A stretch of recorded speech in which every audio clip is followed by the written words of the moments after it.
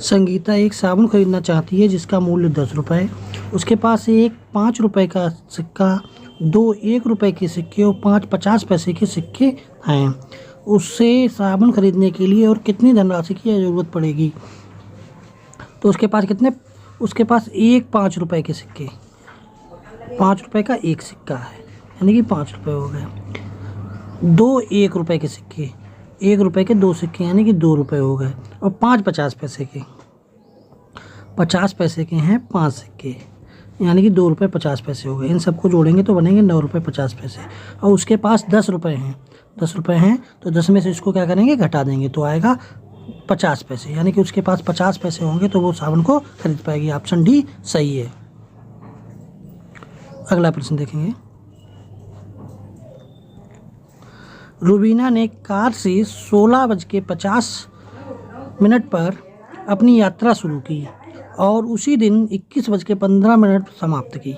यात्रा पूरी करने में लिया गया समय बताइए। तो 21:15 और 16:50 पे शुरू की थी, इस पे समाप्त की, इस पे शुरू की थी। इसमें से इसको घटाएंगे तो 15 में से तो 50 जाएंगे नहीं, तो इधर से इधर लाएंगे तो ये घंटा आएगा निकल के। 1 घंटा आएगा तो 1 घंटा होता है 60 मिनट, तो 60 और 15 मिनट के हो गए 75। 15 की जगह आ गए 75, 75 में से 50 गए 25 मिनट आ गए। और यहाँ पे 1 घंटा निकल गया तो यहाँ बचे थे 20, तो 20 में से 16 गए तो 4 घंटे 25 मिनट, जो कि ऑप्शन नंबर बी सही है, दूसरा वाला। अगला प्रश्न देखेंगे। एक वर्ग की भुजा 5 सेंटीमीटर है। यदि इस वर्ग की भुजा दोगुनी कर दी जाए तो नया क्षेत्रफल कितने गुना होगा? 5 सेंटीमीटर की ये भी, यदि इस वर्ग की भुजा दोगुनी तो इसका जो क्षेत्रफल निकलेगा वो कितना आएगा? 25 आएगा। भुजा का वर्ग का क्षेत्रफल होता है भुजा घात 2। उसी प्रकार अगर इसकी भुजा दुगनी कर दी जाए, 5 दूनी 10 कर दी जाए, तो क्या आएगा? इसका जो क्षेत्रफल आएगा वो आएगा 10⁻100, जो इसका कितने गुना? 4 गुना, यानी कि ऑप्शन नंबर ए सही है। अगला प्रश्न देखेंगे। बढ़ते हुए क्रम में भिन्नों के समूह का चयन कीजिए। अब इन भिन्नों को देखिए। सबसे पहले इनमें सबका अंश देखिए, सबका अंश 1 है, मतलब अंश समान है। एक तरबूज को अगर हम बढ़ते क्रम में लिखना, सबसे छोटा देखेंगे, जितने ज़्यादा भाग करेंगे उतना छोटा बनेगा। तो 4 सबसे बड़ी संख्या इनके बटे में 4 है हर में, तो ये क्या हो गई? 1/4 वाली सबसे छोटी हो गई। उसके बाद अगर इसी के 3 भाग करेंगे तो क्या आएगा? तो इससे बड़ा होगा, और 2 भाग करेंगे तो सबसे बड़ा होगा, तो ये वाला ऑप्शन नंबर बी सही हो गया। अगला प्रश्न। प्रियदर्शनी ने 4.8 किलोग्राम बादाम, 2500 ग्राम किशमिश और 3.5 किलोग्राम काजू को मिला दिया तथा इस मिश्रण के बराबर 3 दर्जन पैकेट बना दिए। प्रत्येक पैकेट का भार क्या होगा? 4.8 किलोग्राम क्या था? बादाम, तो बादाम 4800 ग्राम हो गया, 1000 ग्राम होते हैं 1 किलोग्राम में। 2500 ग्राम क्या हुआ? किशमिश है, और 3.5 kg यानी कि 3500 ग्राम काजू है। इन सबको जोड़ा, 4 2 6 3 9 1 10 किलो 800 ग्राम बना। इसमें क्या करना है? इस मिश्रण के बराबर 3 दर्जन पैकेट, 1 दर्जन में होते हैं 12, तो इसमें क्या करना? पहले 12 से भाग दे रहे, 12 नेमा 108, नेमा मुझे कट गया तो 2 जीरो बचेंगे, ये 2 जीरो ऐसे लगा 900। अब इसको किससे भाग दे देंगे? 300, क्योंकि 3 पैकेट बनाने हैं। 900 के लिए 300 से काटा तो 3 से काटा तो 300 आ गया, तो ऑप्शन नंबर बी सही हो गया। अगला प्रश्न है 5 - 5 5 - 5 5 - 5 के विषम पदों का मतलब हो गया कि 5 से 5 तो कट गए, 5 से 5 कट गए। विषम मतलब जैसे मान लो 5 पद हैं, 7 पद है, इस तरीके से, तो एक लास्ट वाला 5 रह जाएगा कटने के लिए, तो इसका आंसर 5 हो जाएगा। अगर सम पद होते तो इसमें 5 से 5 मान लो सम मतलब 2 हुए, तो इससे कट गया 0 आ गया। और विषम में मतलब 5 - 5 + 5, तो 5 से तो 5 कट गया, लेकिन एक 5 रह गया। ऐसे कितनी बार भी करें विषम वाले में 5 आएगा, और अगर सम वाला पूछा गया होता तो 0 आ जाता आंसर, तो इसका ऑप्शन नंबर ए सही है। अगला प्रश्न देखेंगे। निम्नलिखित में से कौन सी व्यवस्था संख्याओं के अवरोही क्रम को निरूपित करती है? तो हम जो भी संख्याएं दे रखी हैं इनको पहले नोट कर ले रहे हैं, उसके बाद में ये 10.5 इस तरीके दे रखा है। तो सबसे बड़ी है इसमें 10 नंबर वाली, तो ये पहले नंबर पे आएगी। दूसरे नंबर पे आएगी, उसके बाद में सब में 1 1 दे रखा, 1.50 ये वाली आएगी। ये दूसरे नंबर पे आएगी। उसके बाद में क्या आएगी 1.05 ये तीसरे नंबर पे आएगी। और फिर उसके बाद में आएगा 1.05 ये चौथे नंबर पे आएगी। ये आया ये 5वें नंबर पे आएगी और ये 6ठे नंबर पे आएगी।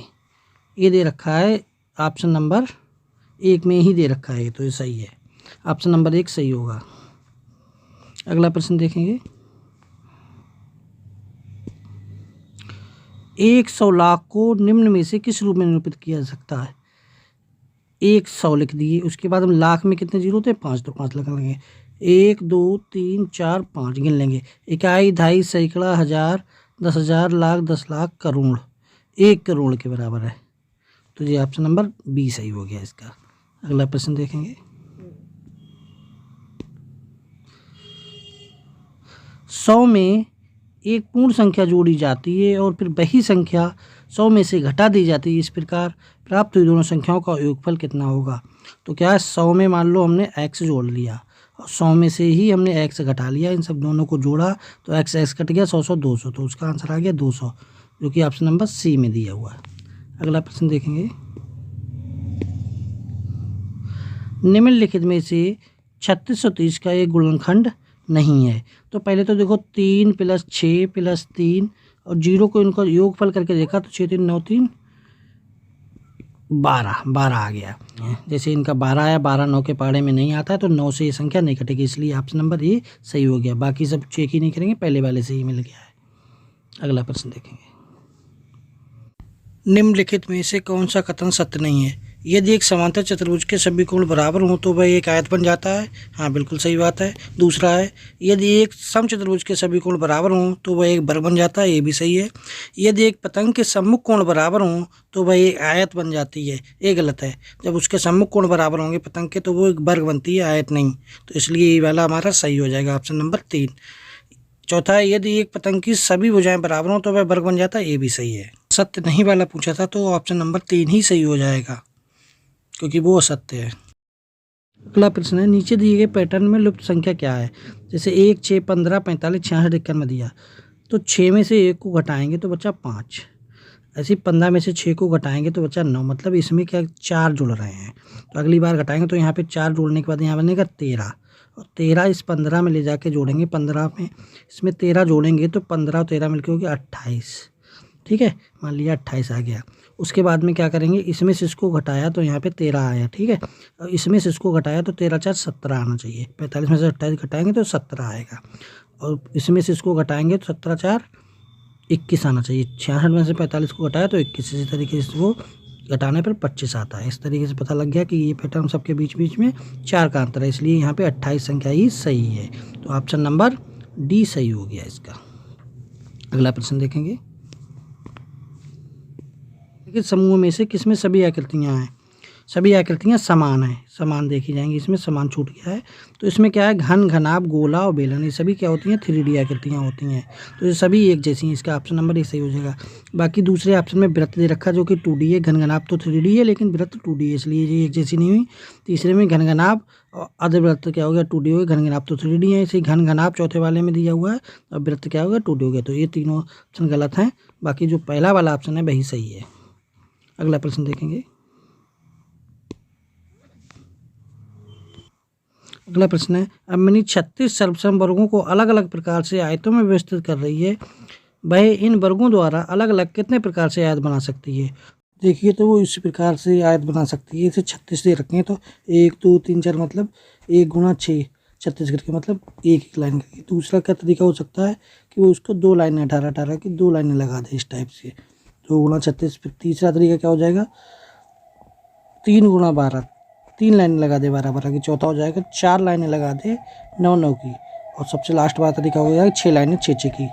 तो इस प्रकार 5 तरीके के बनेंगे। इसका आंसर नंबर 5 सही हो जाएगा, ऑप्शन नंबर 2। 5 तरीके से बना सकते हैं आयत इसमें। अगला प्रश्न है निम्नलिखित तालिका को पढ़िए। रक्त समूह दे रखा है, विद्यार्थियों की संख्या दे रखी है। सबसे अधिक और सबसे कम पाए जाने वाले रक्त समूहों का अनुपात क्या। तो इसमें देखो सबसे अधिक पाया जा रहा है O ग्रुप 12, और सबसे कम पाया जा रहा है AB ग्रुप 3। तो 12:3 दोनों 3 से कट रहे हैं। 3 × 4 = 12 और 3 × 1 = 3, 4:1 का आंसर आ गया।